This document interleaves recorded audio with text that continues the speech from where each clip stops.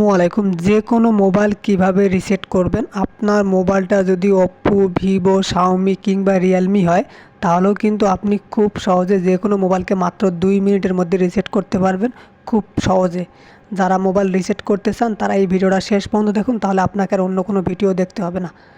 Reset করার জন্য প্রথমে আপনি আপনার ফোনে যে সেটিংস আছে এখানে চলে আসবেন। যারা ভিডিওটি দেখতেছেন প্লিজ সাবস্ক্রাইব করে অনেক বেশি শেয়ার করে দেবেন। এখানে দেখেন অনেকগুলো সিস্টেম আছে, তো আপনাকে কোনো কিছুই করতে হবে না। সার্চ অপশানে গিয়ে আপনি সার্চ করবেন ফ্যাক্টরি, FACTORY, এই ফ্যাক্টরি লিখে আপনি সার্চ করবেন। সার্চ করার পর একটু অপেক্ষা করবেন। দেখেন এখানে লেখা আছে erase all data factory reset. আপনি এর উপর ক্লিক করবেন। ক্লিক করার পর এখান থেকে erase all data factory reset এর উপর ক্লিক করবেন।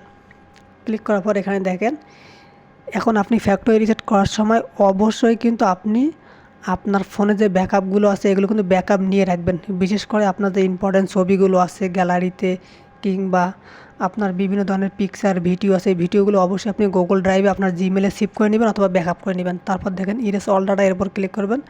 ক্লিক করার পর আপনার স্ক্রিনে যে পিনটি আছে সেই পিনটি দিবেন। তারপর দেখেন ইরেজ অল ডাটা, এই যে এখানে সব ইনফরমেশন দিয়ে দিছে। আপনি জাস্ট ইরেজ অল দিলেই কিন্তু আপনার মোবাইলটা ফ্যাক্টরি রিসেট হয়ে যাবে। তখন কিন্তু আপনার ফোনটা নতুন হবে এবং অনেক ফাস্ট কাজ করবে।